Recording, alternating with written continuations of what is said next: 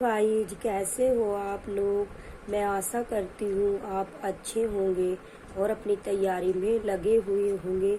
जो टॉपिक आपको समझ में नहीं आते उस टॉपिक को भी आप अच्छे से ध्यान से प्रैक्टिस सेट जब लगाते हो, और जो टॉपिक आपको नहीं आता तो एक बार उसे पढ़ लेना चाहिए ध्यान से, जिससे कि आपका टॉपिक क्लियर हो जाएगा। तो आप आंसर भी अच्छा कर पाओगे।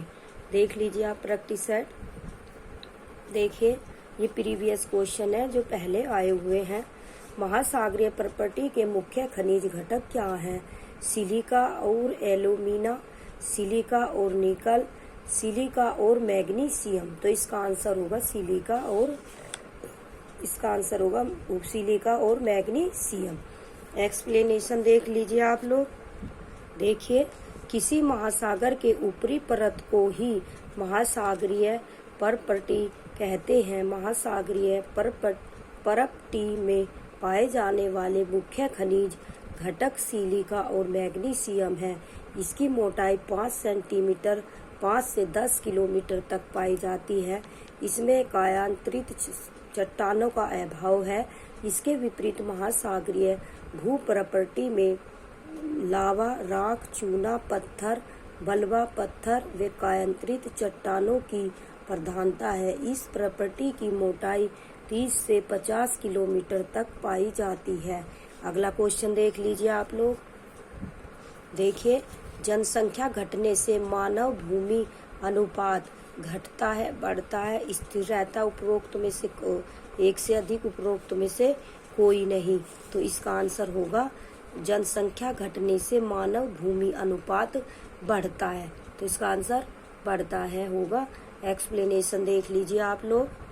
देखिए, जनसंख्या घटने से मानव भूमि अनुपात बढ़ता है। विभिन्न देशों की जनसंख्या की तुलना सामान्यतः उन देशों के जनसंख्या घनत्व के अनुपात के रूप में की जाती है। इस विधि में मनुष्य और भूमि के अनुपात को ध्यान में रखते हुए तुलनात्मक अध्ययन किया जाता है।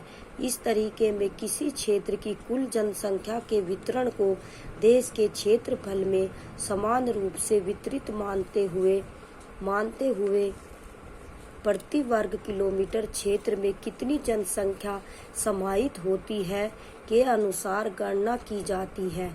अगला क्वेश्चन देख लीजिए आप लोग। देखिए, सुनहरा रेशा से अभिप्राय है चाय, कपास, पटसन। तो इसका आंसर होगा पटसन। एक्सप्लेनेशन देख लीजिए आप लोग। देखिए, बालूचिस्तान में चलवासी का तंबू कहलाता है। किजसी, कलांग, कलूप। उपरोक्त में से एक से अधिक, उपरोक्त में से कोई नहीं। तो इसका आंसर क्या? इसका आंसर होगा किजसी ए। एक्सप्लेनेशन देख लीजिए आप लोग। देखिए, बलूचिस्तान में चलवासी खाना बेदोश का तंबू किजसी कहलाता है। खाना बेदोश के रूप में उन लोगों के रूप में परिभाषित किया जाता है जो हर समय एक ही स्थान पर रहने के बजाय एक स्थान से दूसरे स्थान पर अपना जीवन व्यतीत करते हैं। एक्सप्लेनेशन अगला क्वेश्चन देख लीजिए आप लोग। देखिए, स्थानांतरणशील कृषि के स्थानीय नाम और संबंधित देश का सही युग्म है। चीना, Bangladesh, milpa, Rhodesia, Zimbabwe, Ladakh, Malaysia. उपरोक्त में से एक से अधिक, उपरोक्त में से कोई नहीं। इसका आंसर होगा सी, लद्दाख, मलेशिया। एक्सप्लेनेशन देख लीजिए आप लोग। देखिए, स्थानांतरणशील अथवा झूमिंग कृषि को मलेशिया और जावा में लद्दाख नाम से जाना जाता है। इसे श्रीलंका में चेन्ना, मैक्सिको में मिल्पा या कोनूल कोमिले, थाईलैंड में तमराई, म्यांमार में तुग्या, कांगो में मसोने आदि नामों से जाना जाता है। भारत के विभिन्न क्षेत्रों में इस प्रकार की कृषि को निम्नलिखित नामों से बुलाया जाता है। वेवर, दहियार, बुंदेलखंड, दीपा, बस्तर जिला, बत्रा, दक्षिण पूर्व राजस्थान, पोडू आंध्र प्रदेश। अगला क्वेश्चन देख लीजिए आप लोग। सॉरी, एक और रह गए, कुमारी पश्चिम घाट में। अगला क्वेश्चन देख लीजिए आप लोग। देखिए, पानी चिकनी मिट्टी को काटता है और गहरे चैनल, जब बहता पानी चिकनी मिट्टी को काटता है और गहरे चैनल बनाता है तो क्या होता है? गली कटाव, शीत क्षरण, वनों की कटाई, उपरोक्त में से एक से अधिक, उपरोक्त में से कोई नहीं। तो इसका आंसर होगा गली कटाव। एक्सप्लेनेशन देख लीजिए आप लोग। देखिए, जब बहता जल चिकनी मिट्टी को काटता है तो उस गहरे चैनल को गली कटाव या अवनलिका अपर्दन कहते हैं। जिन प्रदेश में इनकी संख्या अधिक होती है उसे उत्खात भूमि कहते हैं।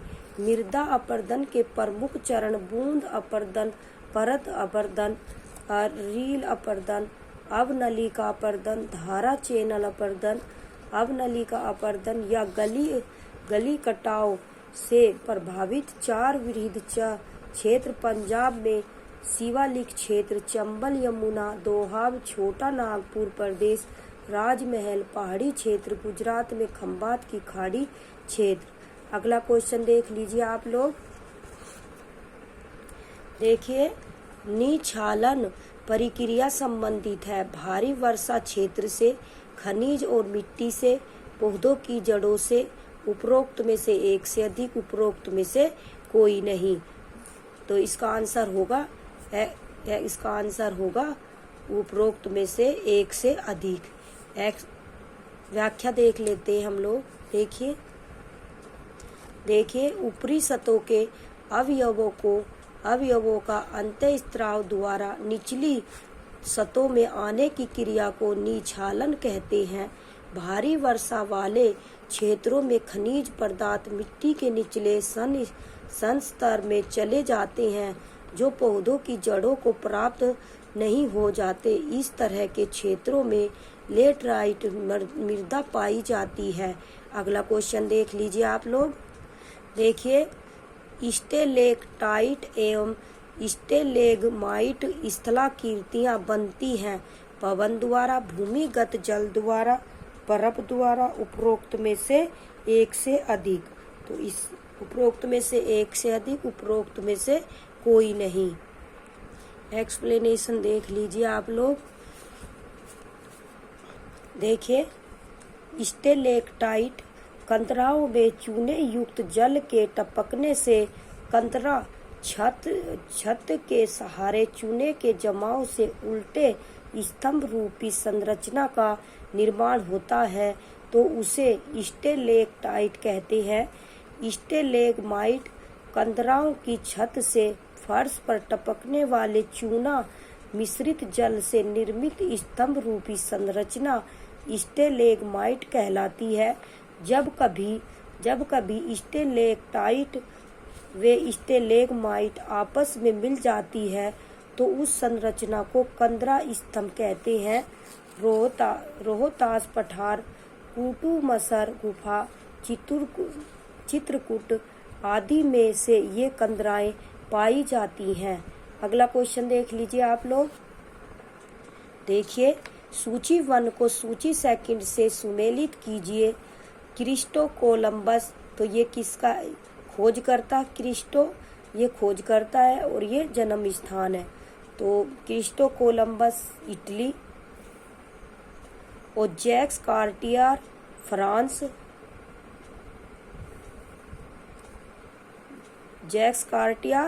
फ्रांस, और sir Francis Drake United kingdom, और फर्डिनेंड मैगेलन पुर्तगाल। ठीक है, तो देखिए ए का कितना, ए का 3, बी का कितना 4।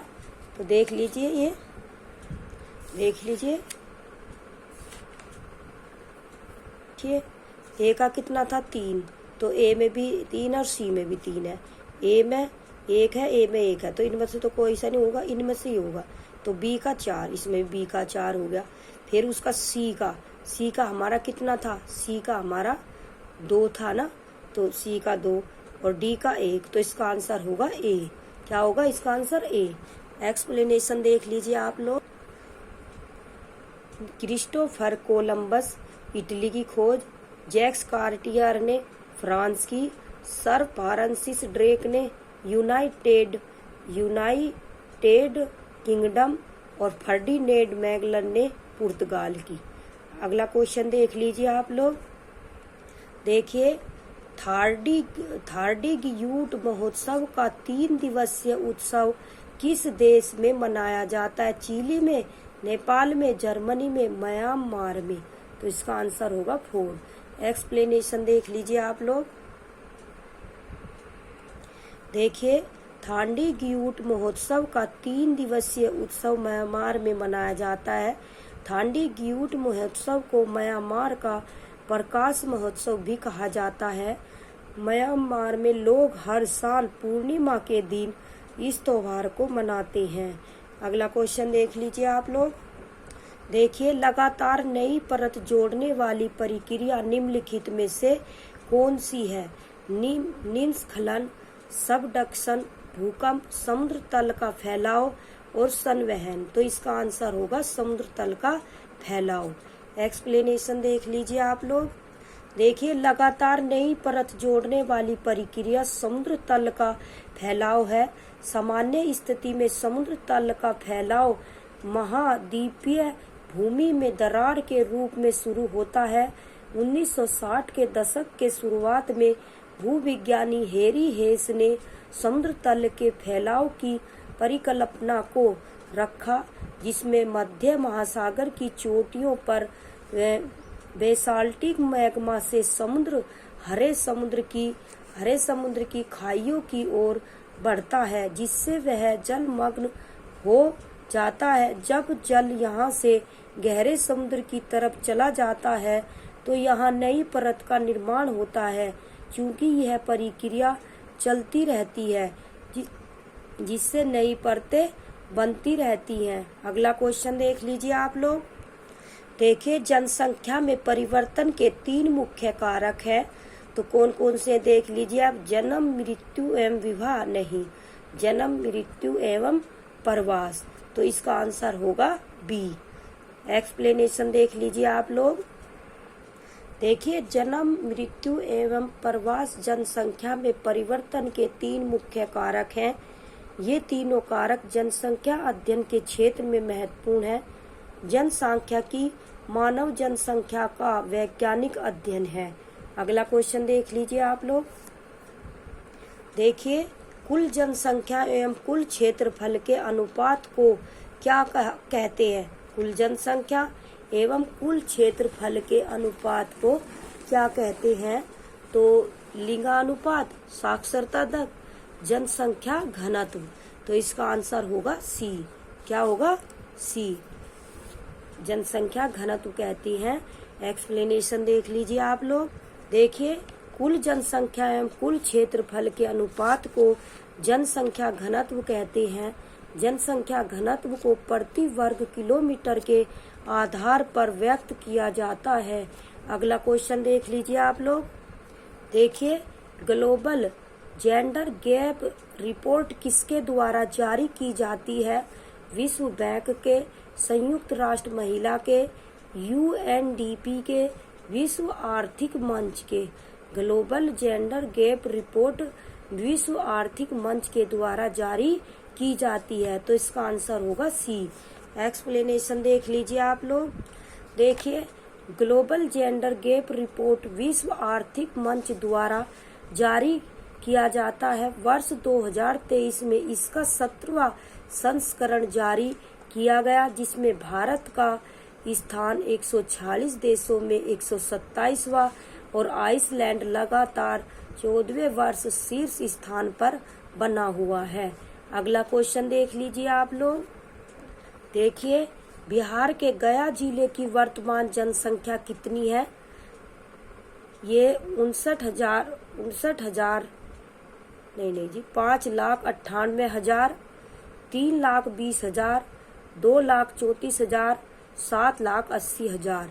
तो इनमें से कोई नहीं है।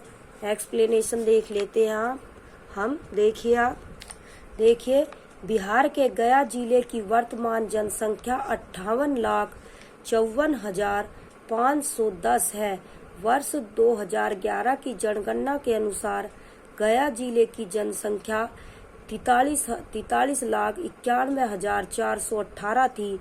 गया 5वां सर्वाधिक जनसंख्या वाला जिला है, जबकि सर्वाधिक जनसंख्या वाला जिला पटना है। 58,38,465 था। आयोग द्वारा यह प्रश्न मूल्यांकन से बाहर कर दिया गया है। अगला क्वेश्चन देख लीजिए आप लोग। देखिए, शिशु मृत्यु दर के बारे में निम्नलिखित कथनों पर विचार कीजिए।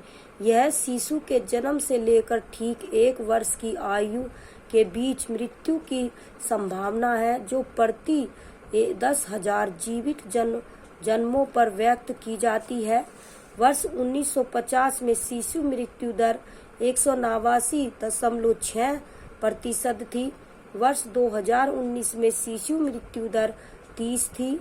रजिस्ट्रार जनरल ऑफ इंडिया के सैंपल रजिस्ट्रेशन सिस्टम के बुलेटिन के अनुसार उत्तर प्रदेश वर्ष 2019 में सबसे अधिक शिशु मृत्यु दर वाला राज्य था। तो इसमें से क्या पूछा गया था कि शिशु मृत्यु दर के बारे में निम्नलिखित कथनों पर विचार कीजिए। तो देखिए, तो इसमें कौन कौन से कथन सही हैं, उपरोक्त में से कौन से कथन सही है। तो इसका आंसर होगा केवल 2 और 3, केवल 2 और 3। एक्सप्लेनेशन देख लीजिए आप लोग। देखिए, शिशु मृत्यु दर के बारे में सही कथन इस प्रकार है। यह शिशु के जन्म से लेकर ठीक 1 वर्ष की आयु के बीच मृत्यु की संभावना है, जो प्रति वर्ष 1,000 जीवित जन्मों पर व्यक्त की जाती है। वर्ष 1950 में शिशु मृत्यु दर 189.6% थी। वर्ष 2019 में शिशु मृत्यु दर 30 थी। रजिस्ट्रार जनरल ऑफ इंडिया के सैंपल रजिस्ट्रेशन सिस्टम के बुलेटिन के अनुसार मध्य प्रदेश वर्ष 2019 में सबसे अधिक मृत्यु दर 48 या 1,000 वाला राज्य था। अगला क्वेश्चन देख लीजिए आप लोग। देखिए, निम्नलिखित में से किस राज्यों में नगरीकरण सर्वाधिक है? गोवा में, महाराष्ट्र में, कर्नाटक में, उपरोक्त में से एक से अधिक, उपरोक्त में से कोई नहीं। तो इसका आंसर होगा गोवा। क्या होगा? गोवा। एक्सप्लेनेशन देख लीजिए आप लोग। देखिए, गोवा राज्य में नगरीकरण सर्वाधिक 62.2% है। एक समान सिविल संहिता लागू करने वाला राज्य भी गोवा है। क्षेत्रफल मामले में गोवा भारत का सबसे छोटा राज्य है एवं यह सबसे छोटा समुद्री तट रेखा वाला राज्य भी है। अगला क्वेश्चन देख लीजिए आप लोग। देखिए, जनसंख्या की वहन क्षमता किसके द्वारा निर्धारित की जाती है? जनसंख्या वृद्धि दर, जन्म दर, सीमित संसाधन, उपरोक्त में से एक से अधिक, उपरोक्त में से कोई नहीं। तो इसका आंसर क्या होगा? सीमित संसाधन, सी होगा इसका आंसर। एक्सप्लेनेशन देख लीजिए आप लोग। देखिए, जब जनसंख्या वृद्धि धीमी हो जाती है और फिर धीरे धीरे रुक जाती है, तो ऐसी स्थिति को पारिस्थितिकी तंत्र की वहन क्षमता कहते हैं। जनसंख्या की वहन क्षमता पारिस्थितिकी तंत्र के सीमित संसाधनों द्वारा निर्धारित की जाती है। अगला क्वेश्चन देखिए आप लोग। देखिए, ऑटोमोबाइल से निकास एग्जॉस्ट का सबसे खतरनाक धातु प्रदूषक है पारा कैडमियम सीसा, उपरोक्त में से एक से अधिक, उपरोक्त में से कोई नहीं। तो एग्जॉस्ट का सबसे खतरनाक धातु प्रदूषक कैडमियम है। इसका आंसर होगा बी। एक्सप्लेनेशन देख लीजिए आप लोग। इसका आंसर होगा सी, कैडमियम ना होकर सी होगा। एक्सप्लेनेशन देख लीजिए आप लोग। देखिए, सीसा ऑटोमोबाइल निकास का सबसे खतरनाक धातु प्रदूषक है। इसका शरीर पर विभिन्न प्रतिकूल प्रभाव पड़ता है, जिसमें न्यूरोलॉजिकल और गैस्ट्रो इंटेस्टाइनल प्रभाव शामिल है। अगला क्वेश्चन देख लीजिए आप लोग। देखिए, मानव गतिविधियों के कारण पर्यावरण में प्रतिकूल परिवर्तन कहलाता है पारिस्थितिक अशांति, तबाही, पारिस्थितिक क्षरण। उपरोक्त में से एक से अधिक, उपरोक्त में से कोई नहीं। तो इसका आंसर होगा पारिस्थितिक क्षरण। तो एक्सप्लेनेशन देख लीजिए आप लोग। देखिए, मानव गतिविधियों के कारण पर्यावरण में प्रतिकूल परिवर्तन पारिस्थितिक क्षरण कहलाता है। पारिस्थितिक क्षरण से पर्यावरण विशेष रूप से वायु, जल, भूमि के भौतिक, रासायनिक व जैविक अभिलक्षणों में अवांछित परिवर्तन से मानव आबादी, वन्य जीवन, औद्योगिक प्रक्रियाओं व सांस्कृतिक विरासत, भवन व स्मारक पर प्रतिकूल प्रभाव पड़ता है। अगला क्वेश्चन देख लीजिए आप लोग। देखिए, एक सींग युक्त गैंडे का गृह राज्य है गुजरात, केरल, असम। तो इसका आंसर होगा असम। एक्सप्लेनेशन देख लीजिए आप लोग। देखिए, एक सींग वाला गेंडा भारतीय गेंडा राइनो प्रजाति में सबसे बड़ा है। इसका प्रमुख गृह राज्य असम है। एक सींग वाले गेंडे की पहचान एकल काले सींग और त्वचा के सिलवटों के साथ भूरे भूरे रंग से होती है। काजीरंगा राष्ट्रीय उद्यान असम एक सींग वाले गेंडे के लिए प्रसिद्ध है। इसे IUCN की लाल सूची में असुरक्षित के रूप में सूचीबद्ध किया गया है। अगला क्वेश्चन देख लीजिए आप लोग। देखिए, भगवान महावीर वन्य जीव अभयारण्य कहाँ स्थित है? राजस्थान में, मध्य प्रदेश में, गोवा में। उपरोक्त में से एक से अधिक, उपरोक्त में से कोई नहीं। तो इसका आंसर हो गोवा। एक्सप्लेनेशन देख लीजिए आप लोग। देखिए, भगवान महावीर वन्य जीव अभयारण्य गोवा में है। सरिस्का वन्य जीव अभयारण्य राजस्थान में। कूनो वन्य जीव अभयारण्य मध्य प्रदेश में। अगला क्वेश्चन देख लीजिए आप लोग। देखिए, 5वीं बाघ गणना रिपोर्ट 2022 के अनुसार भारत में बाघों की संख्या है 3167, 3267, 3067। उपरोक्त में से एक से अधिक, उपरोक्त में से कोई नहीं। तो इसका आंसर होगा 3167। एक्सप्लेनेशन देख लीजिए आप लोग। देखिए, 5वीं बाघ गणना रिपोर्ट 2022 के अनुसार भारत में बाघों की कुल संख्या 3167 है। यहाँ दुनिया के 70% से अधिक जंगली बाघों का निवास है। भारत में बाघों के संरक्षण के लिए 1973 ईस्वी में प्रोजेक्ट टाइगर शुरू किया गया था। यह देश के राष्ट्रीय उद्यानों में बाघों के लिए आश्रय एवं संरक्षण प्रदान करता है। अगला क्वेश्चन देख लीजिए आप लोग। देखिए, मेलघाट टाइगर रिजर्व का संबंध किससे है? उत्तराखंड से, महाराष्ट्र से, पश्चिम बंगाल से। उपरोक्त में से एक से अधिक, उपरोक्त में से कोई नहीं। तो इसका आंसर होगा महाराष्ट्र से। मेलघाट टाइगर रिजर्व का संबंध महाराष्ट्र से है। एक्सप्लेनेशन देख लीजिए आप लोग।